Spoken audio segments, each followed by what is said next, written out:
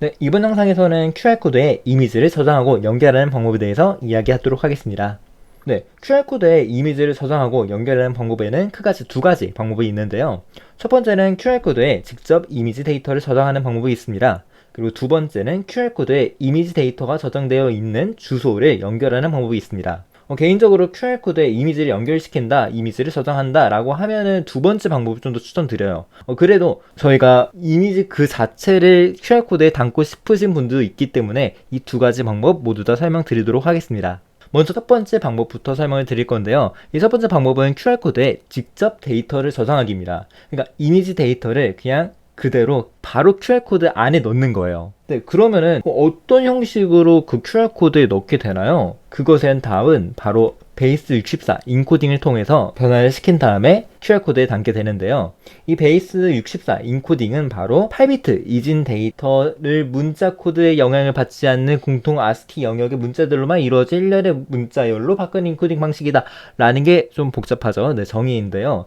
이걸 좀 더 쉽게 말씀드리면은 파일이 이진수로 이루어져 있는데 그 이진수로 되어 있는 거를 문자로 바꾸는 것입니다. 그러니까 여기에서 문자는 영어, 숫자, 특수기호, 그러니까 플러스, 마이너스, 등호 이런 특수기호로만 바꾸는 거예요. 한글은 포함이 안 됩니다. ASCII 영역이기 때문에. 이렇게 이 문자로 그렇게 바꿨어요, 파일을. 그런 다음에 그 파일을 우리가 표시를 해줘야 되는데요.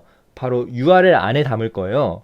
근데 이 URL이 좀 특수한 URL이에요. 일단 정의부터 먼저 말씀드릴게요. 이 URL은 컨텐츠 작성자가 작은 파일을 문서 내에 인라인으로 인베딩 할 수 있도록 해줍니다 라는 게 이 URL에 대한 설명인데요.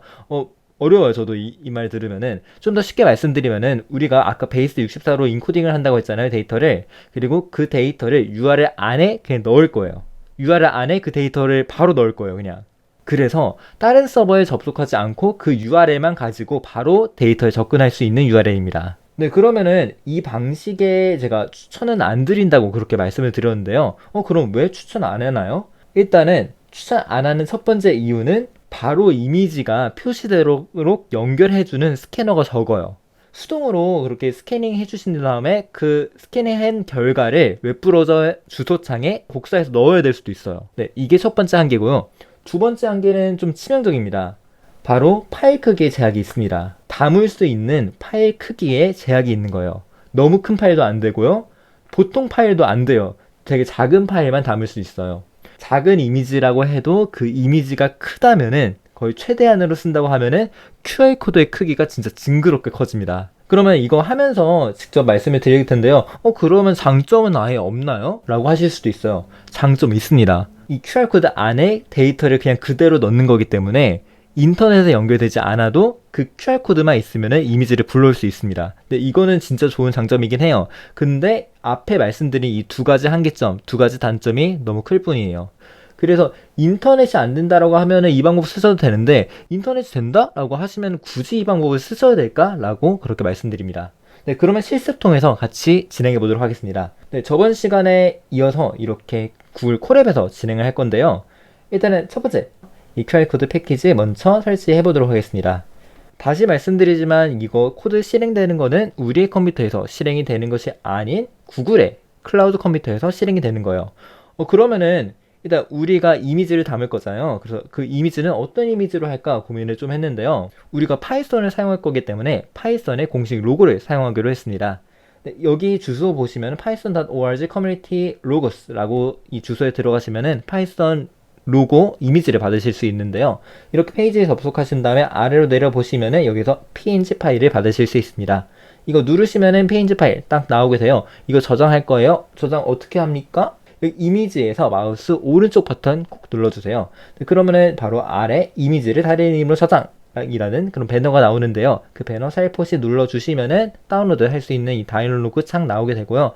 제가 아까 다운로드를 한번 받았기 때문에 파일이 있는데요.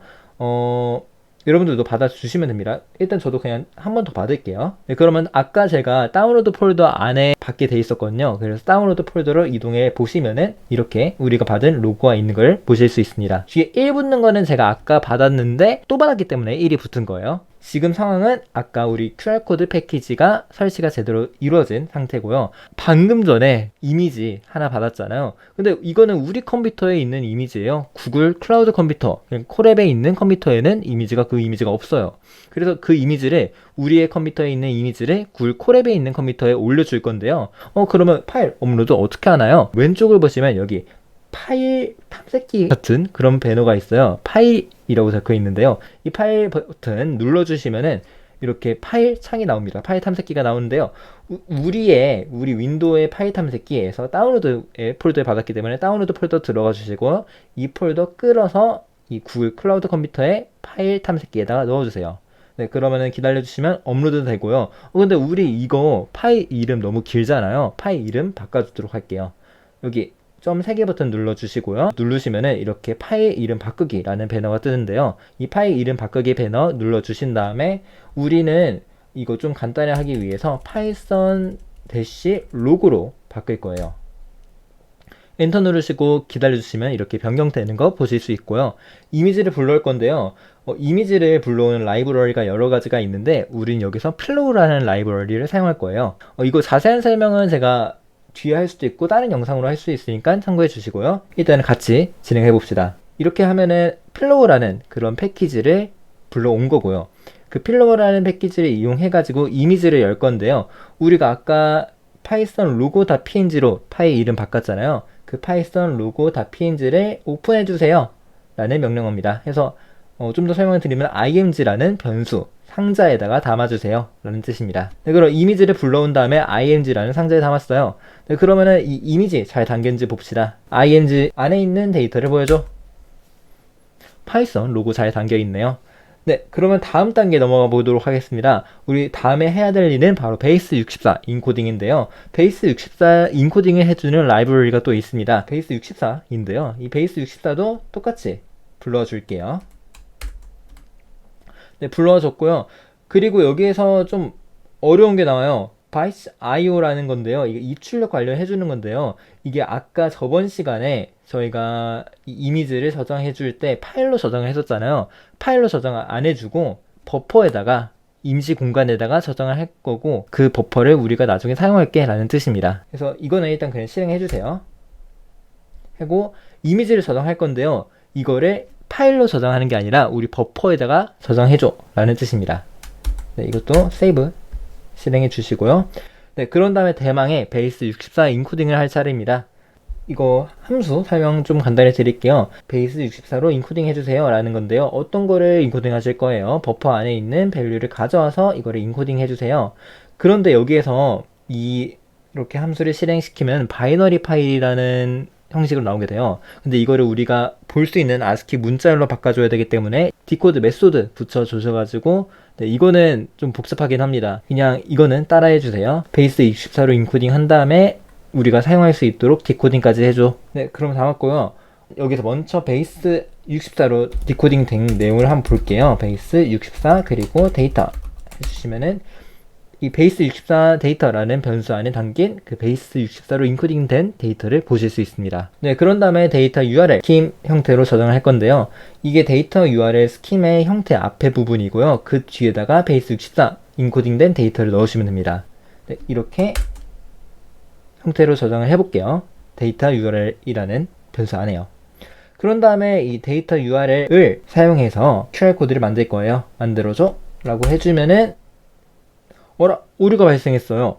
네, 오류 메시지 보시면은 데이터 오버플로우 에러라고 나오는데요. 네, 이게 무슨 말이냐? QR코드가 담을 수 있는 최대 크기를 초과했다는 뜻이에요. QR코드가 한 QR코드에 담을 수 있는 데이터의 양의 제한이 있어요. 그래서 굳이 이 원본 데이터를 그대로 담고 싶다라고 하면 여러 QR코드로 잘라서 하는 방법도 있는데요. 저희는 그래도 QR코드 하나에 한 이미지를 딱 담고 싶기 때문에 이미지의 크기를 줄이도록 할게요. 우리가 줄이려고 하는 원본 이미지의 크기부터 파악을 해볼게요. 이미지의 넓이 그리고 높이를 알려줘 라는 명령어를 실행시키면은 이미지의 넓이하고 높이를 알려주게 됩니다. 네, 그런 다음에 우리가 원하는 형태로 이미지 크기 변화시킬 건데요. 이게 반의 반 정도 될 거예요. 그 형태, 그 크기로 이미지를 조정해 줍니다.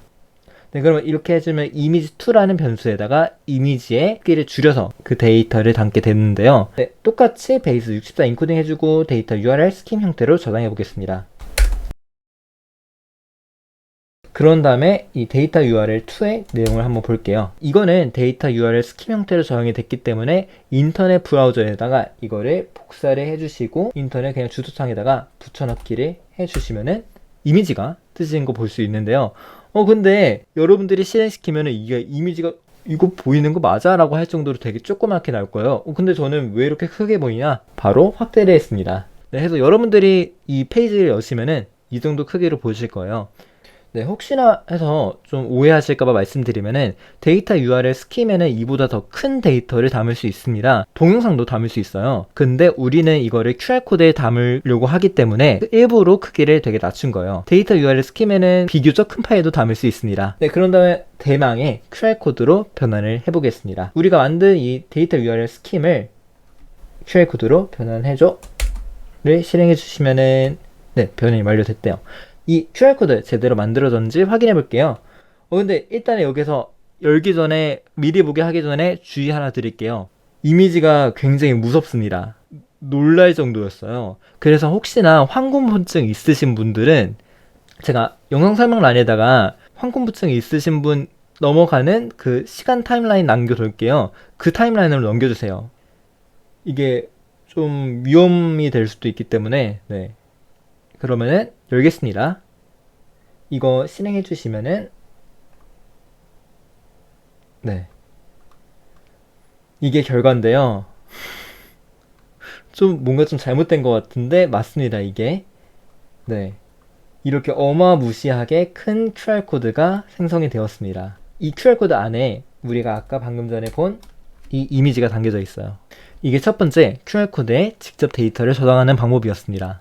네, 그럼 바로 두 번째 방법, QR코드에 데이터가 저장되어 있는 주소를 연결하는 방법, 제가 추천하는 방법 소개를 드릴게요. 네, 이거는 굉장히 간단합니다.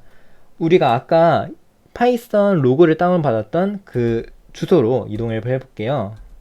여기에서 뒤로 가게 하면은 네, 파이썬 로고를 받았던 그 페이지에 다시 돌아왔는데요. 여기에서 똑같이 png 파일, 닫을 필요가 없었네요. png 파일을 열어주신 다음에 이게 오른쪽 누르시면은 이미지에 주소 복사가 있어요. 이거 주소 복사 눌러주시면은 이 이미지가 저장되어 있는 위치의 주소가 복사가 되는데요. 사실은 이 주소랑 똑같아요. 지금 이미지를 열었기 때문에. 근데 아닌 것도 있으니까요. 그 이미지에 대한 주소를 확실히 얻으시려면 이미지 오른쪽 클릭하신 다음에 이미지 주소 복사를 눌러주세요. 네, 그런 다음에 콜앱으로 다시 넘어오겠습니다. 콜앱으로 넘어오신 다음에 QR 이미지 QR 코드 make 아까 받은 주소를 넣어주신 다음에 QR 이미지를 확인해 주시면은 이 이미지를 가리키는 주소로 연결해주는 그런 QR코드가 만들어졌습니다.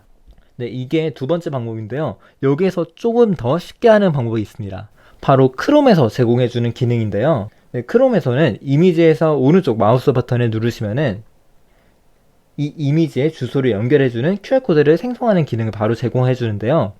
이 버튼을 누르시면은 바로 이 QR코드를 얻으실 수도 있습니다. 다운로드도 바로 지원해요. 근데 여기에서 공룡 아이콘이 꼭 들어갑니다. 그래서 이거를 원하시지 않는 분들은 아까 설명드렸다시피 콜앱에서 진행해 주시면 될 것 같고요.